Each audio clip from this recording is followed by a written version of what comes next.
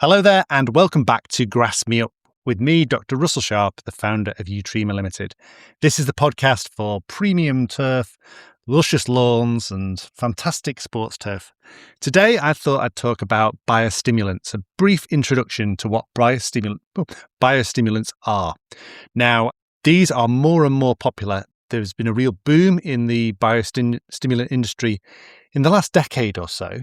But they've been around for millennia. People have been using seaweed extracts for thousands of years, but it's only recently they've really taken off. And that's primarily with more research into crops, but also in things like sports turf, where you've got the growing media sorted, you've got the nutrition sorted, and what else can you do to get that extra bump, that really extra quality in the turf, or even the speed at which the ball flies over the surface and things like that. So biostimulants have been one of those crucial things. So we're going to talk about what they are, what they're not, and some different types. So what they are is basically, let me get my summary from my blog. Biostimulant is a substance that enhances plant growth and health without providing nutrients. So it's not a fertilizer. It's not adding macro or micronutrients. There may be macro or micronutrients in there, but that's not the main mode of action.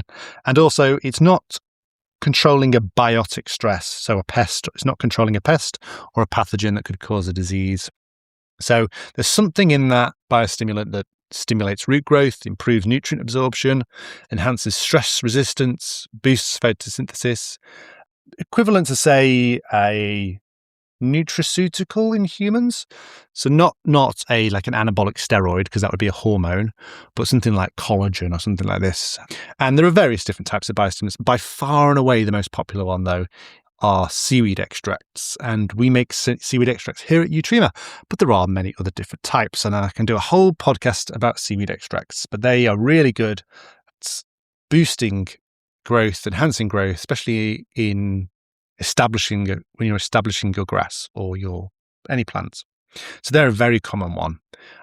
Amino acids, they're another form. So often from waste animal products, but we make one from fungal extracts. So they're a very common one.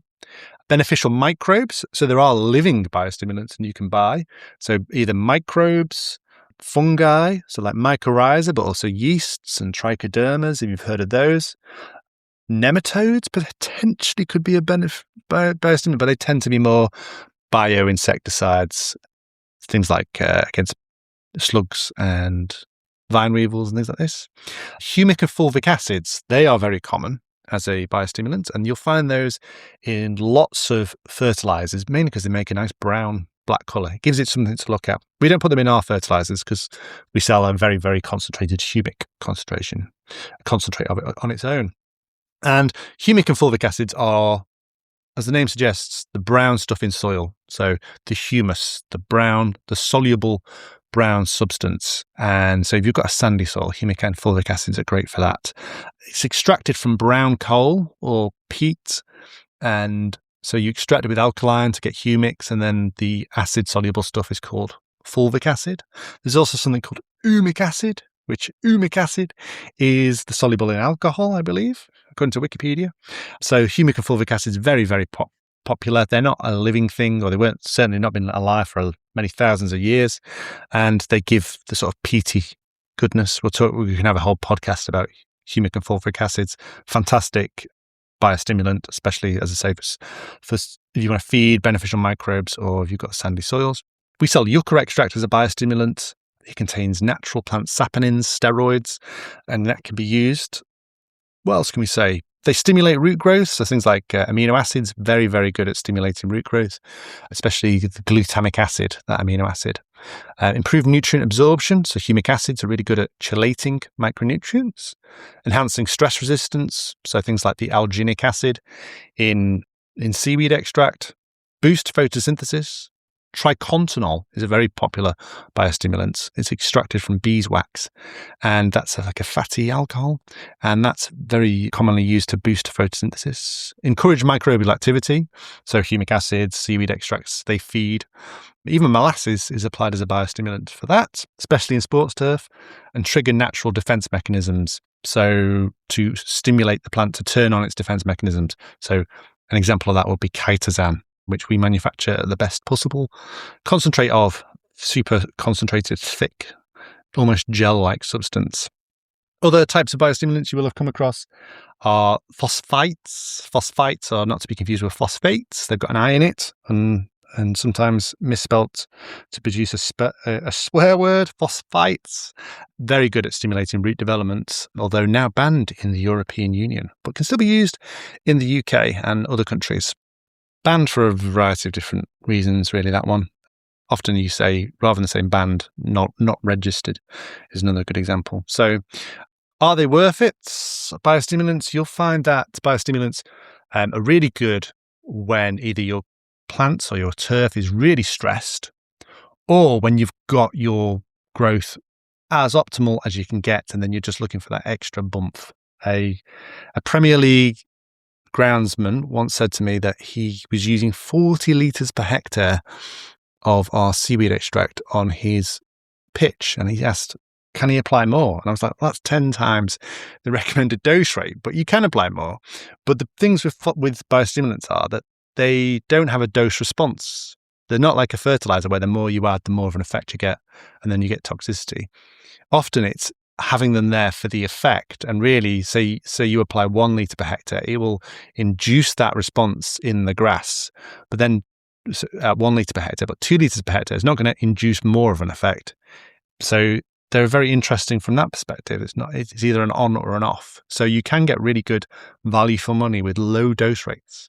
And often people tank mix them with fertilizers. And so you'll often see people add in seaweed extracts, amino acids, beneficial microbes all together. The key thing here is, especially the ones that stimulate microbial growth or that are microbes, or that contain natural sugars and carbohydrates, don't store the diluted mixture because it will grow things on their own. And if you store them in a sealed container, they can go bang because they can build up pressure as they ferment. Another one to consider is compost teas. These are a natural sort of like homemade, or if you're a groundsman, you might make them in your shed, or groundsperson even. And compost teas are another good one to talk about. So we'll do a whole podcast about that. But just in case you were interested in what biostimulants are, the key takeaway message is they are all the things I mentioned, but they're not fertilizers, they're not adding nutrition, and they're not pesticides. They are a middle ground. And that's why until recently they've not really been regulated in the European Union at an EU level. They were regulated at a state level, a member state level, and in the UK there was no regulation. They were just put under fertilizer regulations, but that's going to change soon. So you'll find that a lot of the biostimulants are going to go off the market because the registration costs are going to be too high. So it'd be an interesting one, and it'd be interesting to see what happens to innovation when that happens. But as I say, there are lots of biostimulants out there. We manufacture and sell lots of different types of biostimulants here at Eutrema. We are experts at biostimulants. We've been doing it for many decades, but there are other manufacturers as well. If you got any questions about biostimulants, then please contact me. I have written a lot of articles about biostimulants over the years for both our Eutrema blog and also for things like Agribusiness Global, and I've given presentations all around the world about biostimulants. So I started off my foray into biostimulants by my boss, my line manager at Lancaster University in the Lancaster Environment Centre, Professor Bill Davis. He asked me to run a study on a species of bacteria that had come from Russia, from an institute in St. Petersburg, on some of the ornamental plants I was using. And he said that this particular strain, this were of Variovorax paradoxicus was the bacteria. It metabolized the precursor to ethylene, the things that makes bananas go ripen and the thing that makes leaves fall off when plants are stressed. So in theory, this plant could reduce stress and improve quality on plants if you applied it. And I was very, very skeptical, but I did the study and found that yes, these bamboo plants did grow much better when you treated them with the bacteria.